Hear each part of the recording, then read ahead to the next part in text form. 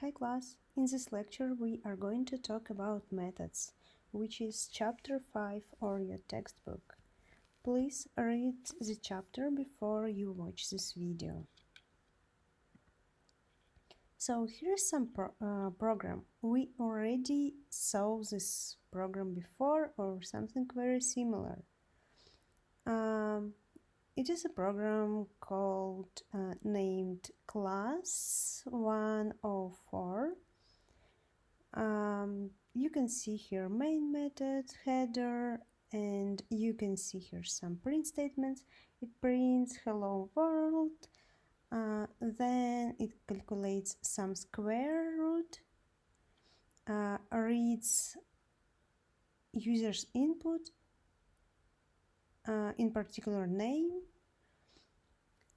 and maybe you will be surprised, but almost everything in this code are methods. You can see main method here, which is the entire program, to be honest. Print line method, square root method, next line method, print, and so on. So those methods, they are already built in Java. You don't need to code them. What you actually do, you call them. They are already in Java, so you just need to call them. That's how you print, for example, and instead of calculating some math operations by hand, you can just call, you can use math library and call some built-in method. In this case, it's square root. It has many different methods. So you don't calculate anything here, you just call. The same with next line, you just call this method. And you remember to print, you just use one line of the code, but in reality, it's already written for you. You just use it, you reuse this method. And main method is different. You actually create main method. You don't call it. This is your entire main method, your program. And just if you notice, method will always have parentheses. So it is name of the method, and in parentheses there are some arguments or parameters. And you have it almost everywhere, but it's not necessary. Parentheses are necessary, but parameters, you can see here none parameters, for example. So why to write the methods? Methods are commonly used to break a problem down into small manageable pieces. This is called divide and conquer technique. So this is very important technique in computer science. Methods simply programs. If a specific task is performed in several places in the program, a method can be written once to perform that task and then be executed anytime it is needed. This is known as code reuse. And just let's go back to this code, and you can see we use this method a lot. Can you imagine if we would have to code the entire code for printing? No, we just use this method. And the same is here with square root, for example. Square root is very simple example. It's very simple operation. But what if it's something more complicated? Like if it contains 100 lines of the code or something. You don't want to calculate it each time for each number. You just probably want to use this method and put here any number, any parameters you want. Methods can be void and value returning methods. A void method is one that simply performs a task and then terminates. And here's an example. For example, printline method, it doesn't return anything. It just prints and that's it. A value returning method not only performs a task, but also sends a value back to the code that called it. And don't get scary. Don't get scared. I will show you an example what it actually means. But basically, yes, you call the method, which is in this case its power, and you expect from this method to return some result. So it's not just printing, it will return power of those numbers or any numbers you put as a parameters. In this lecture, we are interested in creating methods. We already know how to call methods, but we actually want to learn how to create own methods. So defining a void method. Let's start with void. To create the method, you must write a definition, which consists of a header and body. So each method has header and body. And if you remember, in main method, I always tell you, don't forget this method header. So this is method header. And here is the body of your method, your actual code.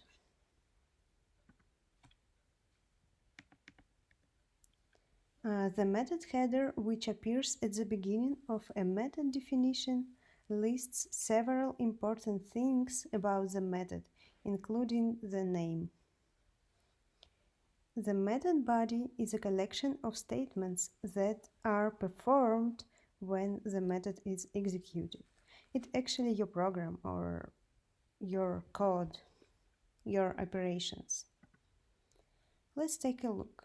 For example, we want to write a method to draw some square. And here's your method header and body. In body we have just 3 printline statements to draw a square. You can see the output here. It's your square and inside it's just letter O. So let's take a closer look. We have here, just like I told you before, method header. Public static void draw square and parentheses. It's method header. Where a method's access, return type, name, and parameters are defined. You can see here access, modifier, static void. Return type is void because in this example we are talking about void. We do not return anything. When we're just printing and we don't want to return anything, it's void. But we will talk about this later. Method name and parameters. You can see those parentheses. And here is a body, just your method's code. So let's take a closer look at access. Access regulates what classes can use a method. And it can be public, it can be private, and it can be protected. So for now, we know only public and we work only with public. Later on, by the end of the semester, we will see private and protected. But basically, what it means, public, it means any class can have access to your method. Private means Only this class, only your class can access your method. And protected, some classes can, some classes cannot. But we will talk about this later. For now, you will use mostly public. So next is modifier. And in this case, it's static. Modifier allows you to perform operations inside or outside the class. Allows to override and overload methods. For now, we know static. We are familiar with static and we are familiar with final. It's from your book, chapter 2. We will see abstract and interface maybe in couple Java courses. So probably when you transfer, you will see it, you will learn about this. But again, mostly we will use static. Next is return type. Return type, what type of data will be returned when a method's task is done. Void means no data will be returned. And just like I told you before, we just print here. We do not calculate anything, we just print. So it's void. And that's something you must memorize, you must understand. You print, it's void. You want to return something, it can be integer, double, float, byte, string, and so on, char, for example. But in this case, we are just printing. And we will talk about return types, return type methods, probably in a couple minutes.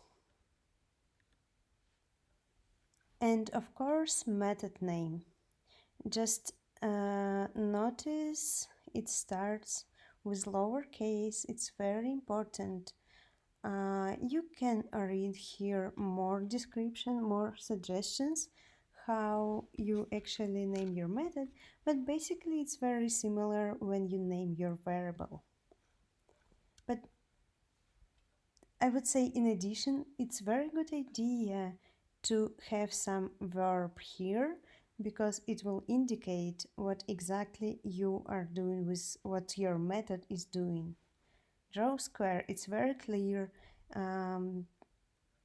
Your co-workers, your team will understand what this method means and it will be easier life for everyone.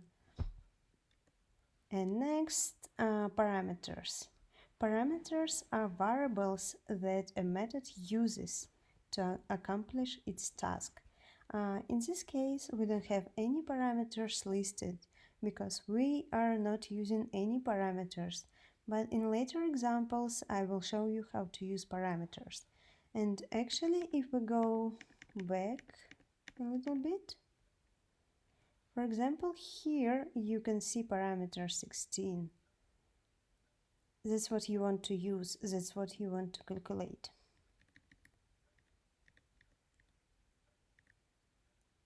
Okay, and next, method name and parameters together we call method signature. It's a name of the method and parameter list. And just important to understand for theory, for vocabulary.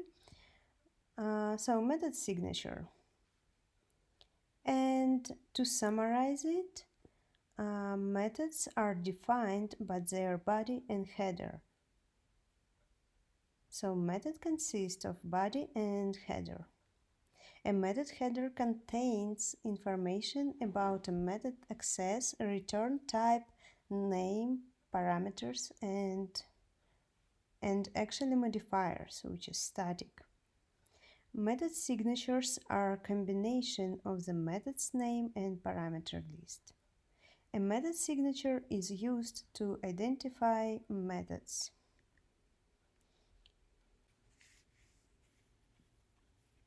I already created a class method example. Now I'm going to create main method, public static void main string args, nothing unusual. And here's my method header for main method. And here will be some body. Now I'm going to create another method which we just saw in the example. Public static void draw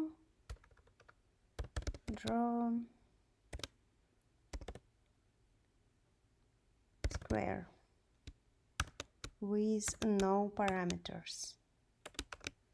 Now, if you noticed, those are two separate methods.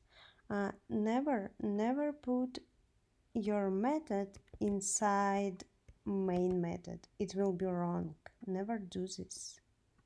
So you need to close brackets and then to create new method. And our method was just 3 simple print statements. System out print line,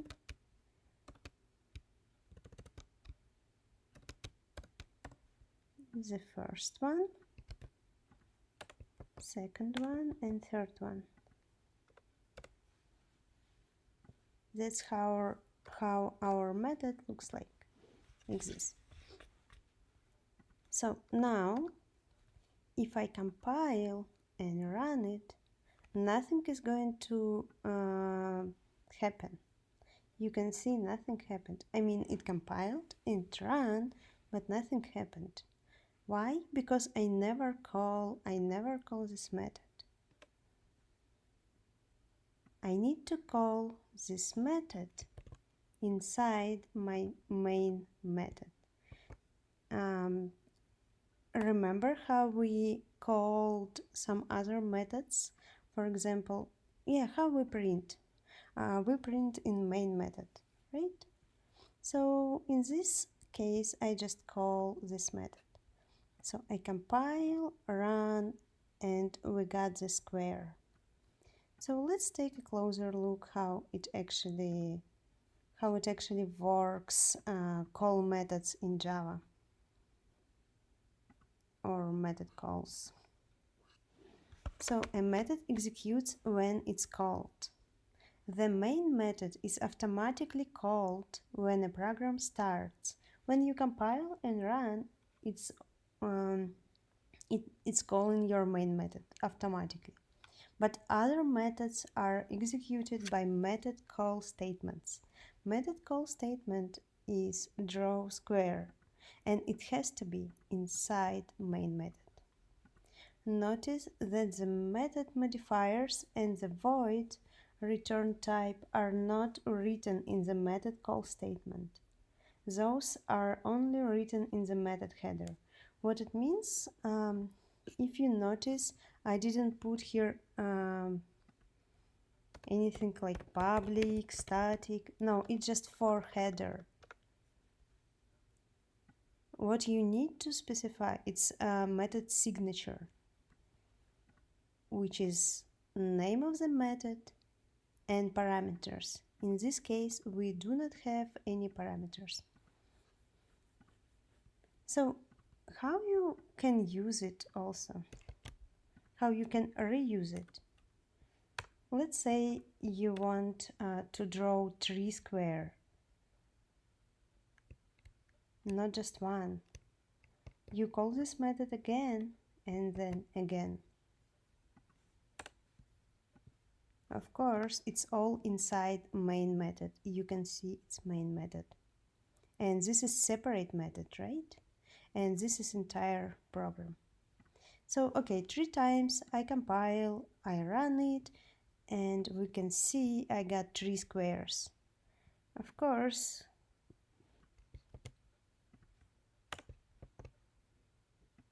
I can use something like this.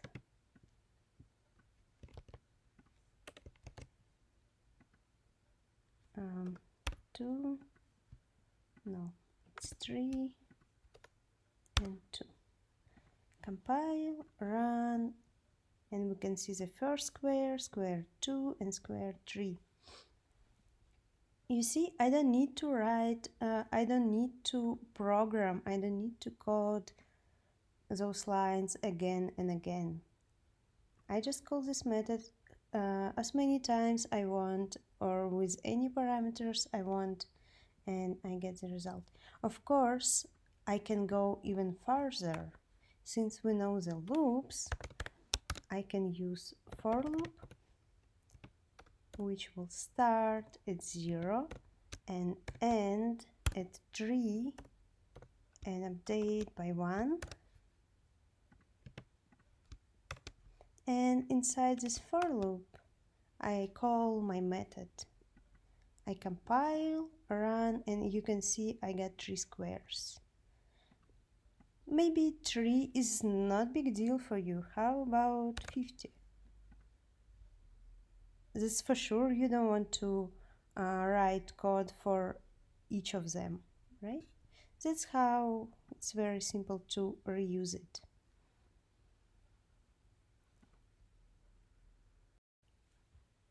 Now I'm going to show you how to use parameters within your method. So here we don't have any parameters, but what if I want to create a string, string s,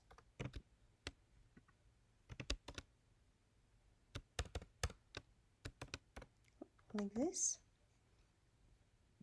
and I will pass it here as a parameter. To pass it as a parameter, I need to specify data type and name. And actually name can be any name. I will use string s. It can be a, it still will work. So s. And here, instead of printing stars here, I will print s here, and I will print s here. And now when you call your method, you also need to specify parameter here. It has to be the same data type as your parameter in method header. That's what we are going to use, right? So compile, run, and I have the same output, which is square.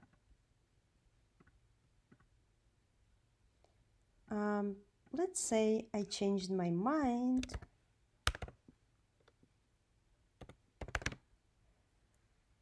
and I want to use another string. I will call it a. And instead of stars, this time I wanted to use those guys. I do not change here anything. But what I need to change, I need to specify, I need to change parameter here to a.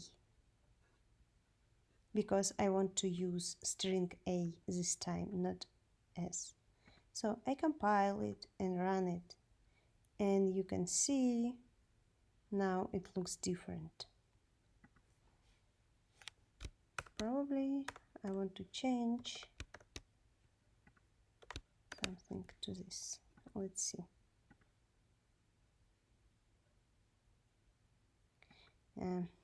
Not that beautiful, huh?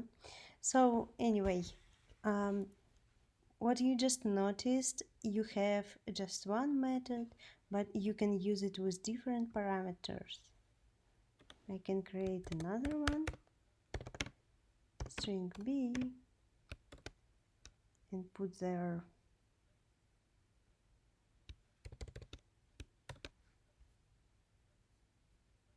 something like this. And when I call my method, I need to think what parameter, what string I want to use, and in string named b. So I put b here. compile, run, and that's something I have. And of course, another way you can do, you can hard code here some string. Let's say, yeah, let's use stars. Compile, run, and you see stars here.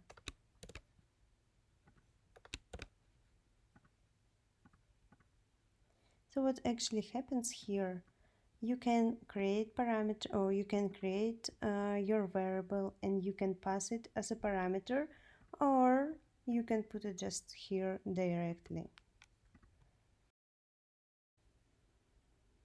Now I would like to show you how to use several parameters in your method. Let's create a method that will print student's name, age, and GPA. Of course, we are going to create our method outside of the main method. You can see scope of the main method here, and main method will serve you as a tester. So your actual method goes outside. How do we create it? Let's just repeat it once again. First, it's going to be accessor, then modifier, then return type, and then ID or name of the method. Name. I will call it ID. And then parameters. So here's our method header. Yeah, let's do it. Public, static, return type void, we just want to print, and name of the method will be print student. So which parameters we are going to use? Create a method that will print student's name, age, and GPA. So let's start here. String name,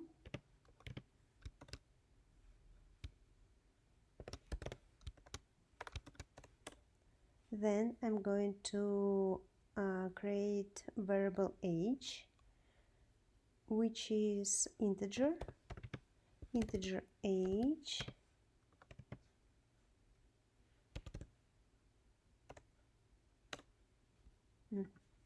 probably, yeah, fine, and GPA is double GPA, let's say 3.9. So I'm going to use those parameters, I'm going to use those variables in my method. So I need to specify data type, which is string name, integer age, and double GPA. So if you notice, they are all separated by comma, and it has data type, each of them, and name. And it's very okay, we will see. And now I'm just going to print it. print line, name,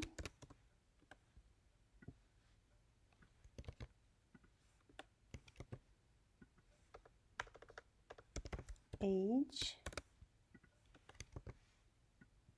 and GPA. That's all I want to do here. And now I need to call my method to be in order to work it. So if I compile and run it, it doesn't give me anything. So I need to call this method exactly this name, no typos, and I need to specify those parameters: name, age, and GPA. So notice no data type here, just name of the parameters, of those parameters. Compile, run, and we can see, of course, you can print name of the student plus name, and so on. So compile, run.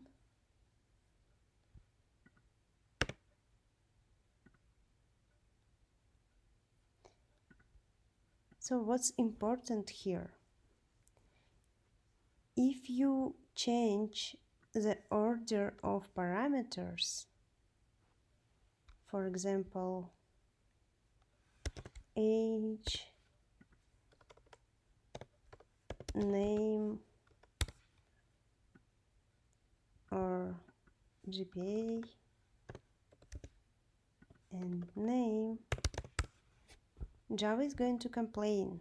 It's not going to work. It's saying the method and your parameters is not applicable for the arguments integer, double, and string. Why? Because we have string, integer, and double. And if we switch them, if we replace them, it's not going to work. So they have to match. Now let's summarize what we just saw.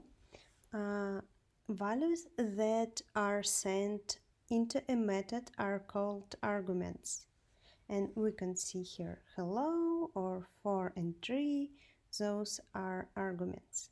The data type of an argument in a method call must correspond to the variable declaration in the parentheses of the method declaration. Just what I showed you, they need to match.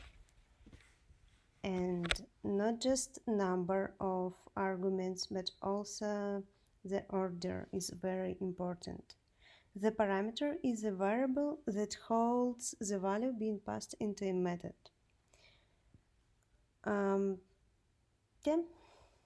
Parameter or argument. When you pass an argument to a method, be sure that the argument's data type is compatible with the parameter variable's data type. Again, that's what we just saw. If you use integer in your method header, and when you call a method which is with string parameter, it's not going to work. And for several parameters, here's an example, another example. It is a method showSum which takes two parameters, num1 and double num2, and it calculates something and then prints. And in parameters we specify 5 and 10. So the argument 5 is copied into the num parameter and the argument 10 is copied into the num2 parameter. And order matters. Just another example.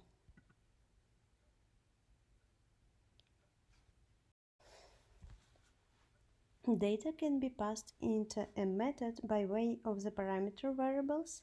Data may also be returned from a method back to the statement that called it. And here we can see some example.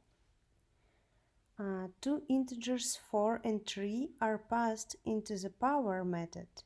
And you know it's a class math and built-in power method in Java. And it has two parameters, 4 and 3.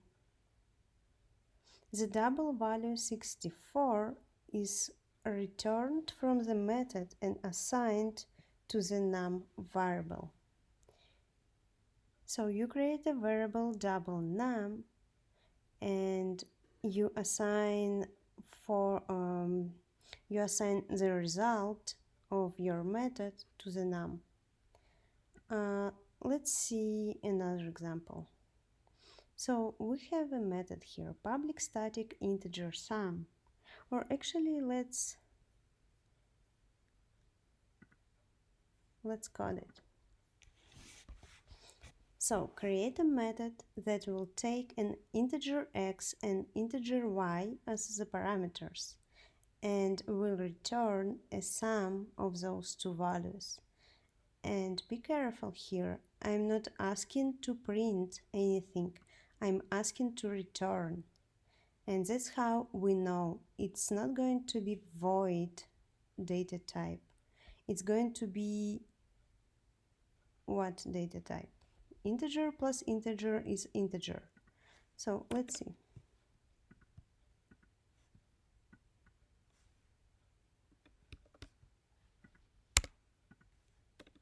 Again, outside of the main method, create method public static, and a return type is going to be integer because we return, we do not print. When I say and will print, you know it's void. When I say return, you know you have to return something. And if you don't, on the exam or in the quiz, I actually reduce points for this, like many points. So integer. We know I don't specify which data type it has to return, but we know integer plus integer is integer. So instead of void, we have integer here. And name of the method, let's name it sum. And now, what about parameters?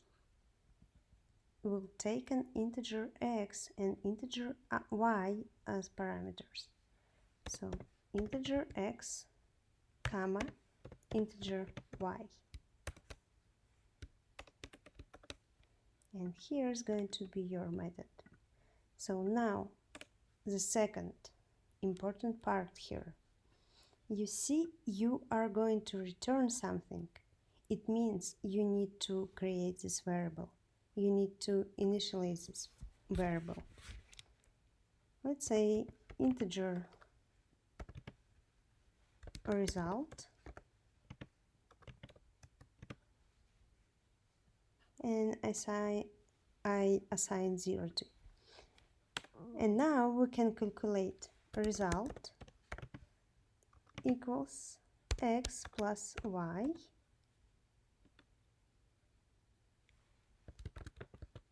and I return result. It's another important thing. So first of all, let's see what happens.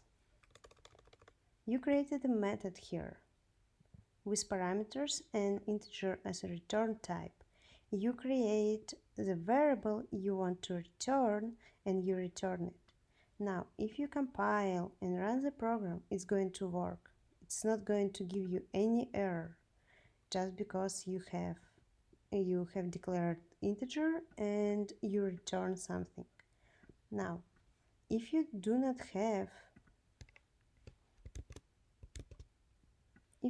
have here a return statement, your program is not going to compile. it's saying this method must return a result of type integer. So this is very important. If you for some reason don't know how to calculate, how to perform this method, if you create a variable and return it, I already will give you half of the points, because your program works. Well, it's missing something, but it compiles. So anyway, that's the correct answer. You create integer result, and then you add x to the y, and it's going to be your result, and you return a result.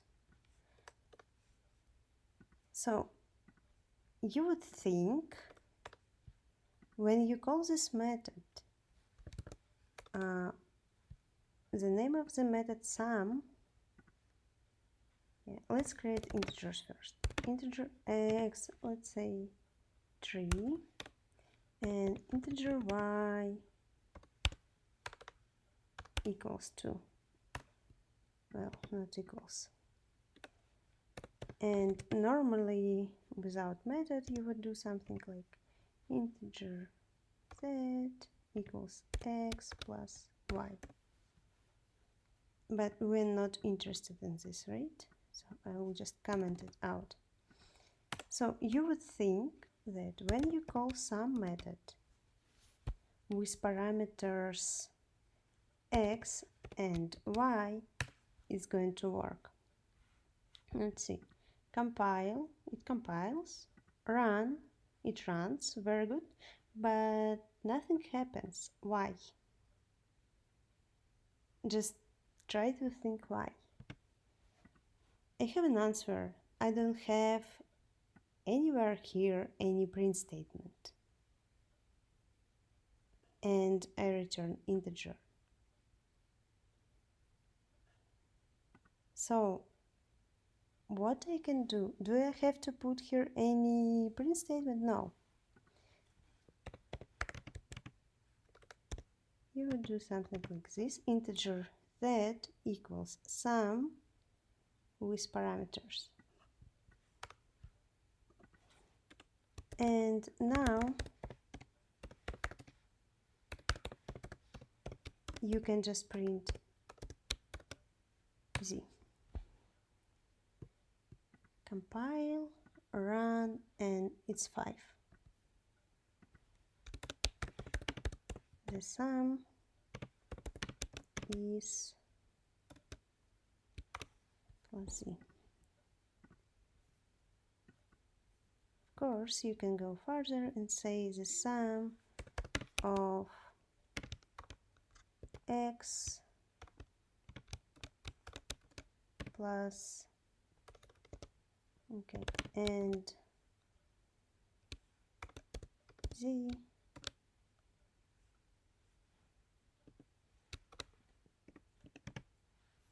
is z. Compile, run,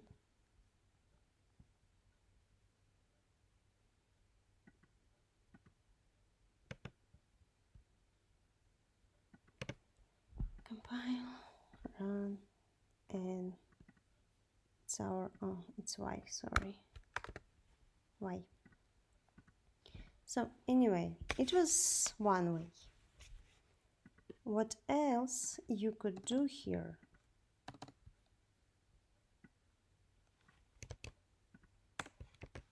You could print directly this guy. The sum is sum with parameters x and y.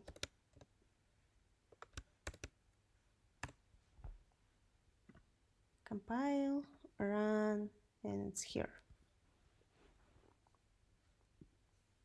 So let's go back to the slides to summarize what we just saw.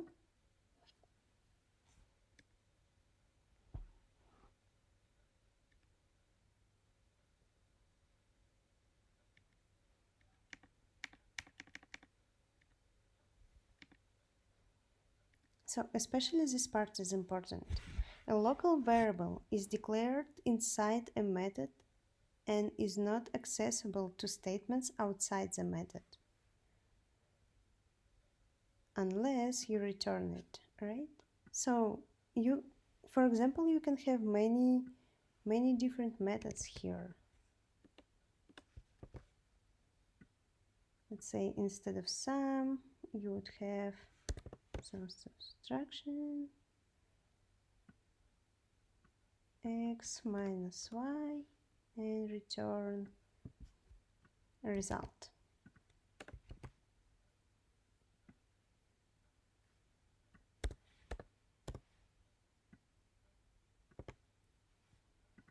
Compile, run, and you see it's working, and it's still result. Here result and here result. Usually in Java you cannot repeat your variables, right? But in methods you can, because it's local variable. And whatever is local, it cannot be seen by other methods. So you can name them the same. You can use the same name. So different methods can have local variables with the same names because the methods cannot see each other's local variables. A method's local variables exist only while the method is executing. When the method ends, the local variables and parameter variables are destroyed and any values stored are lost. Local variables are not automatically initialized with the default value and must be given a value before they can be used. And that's exactly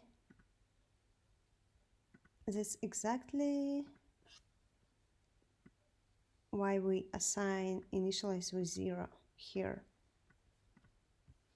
So, and one more thing I wanted to tell you. Go back to the slides. So a method should always be documented by writing comments that appear just before the method's definition. So again, whenever you write a method, it has to be documented. The comments should provide a brief explanation of the method's purpose. The documentation comments begin with this sign and end with this sign. So let's do some comment here.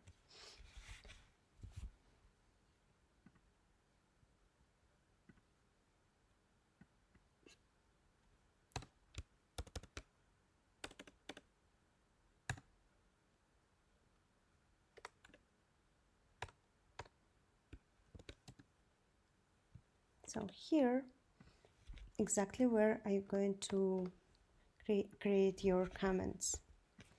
You can say this method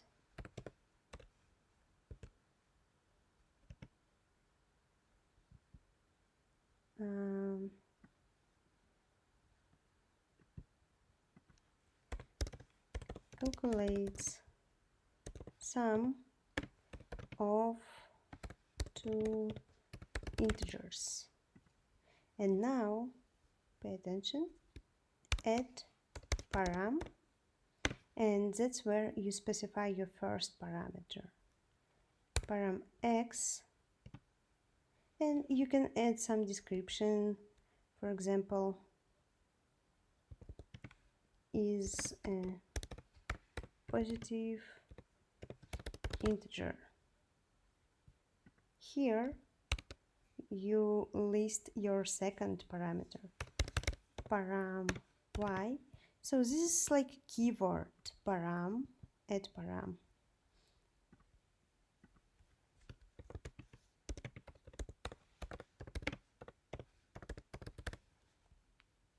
And now add return, and here you just say what you return, sum, for example. So now when you write methods, I expect you always to have parameters or to have comments, and it is very useful. I don't want to overwhelm you right now, but I will show you some cool stuff next time, how you actually can use it. And methods and loops, that's what you are going to use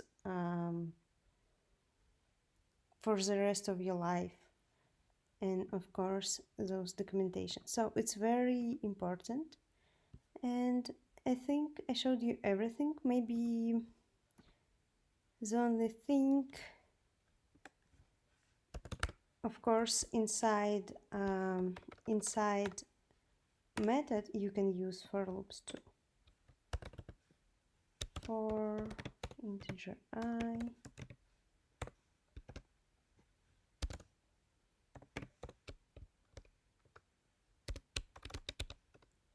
plus, and you can have your sum statement here. You close the loop and you return the result.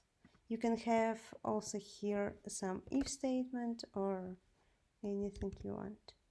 So that's it for today.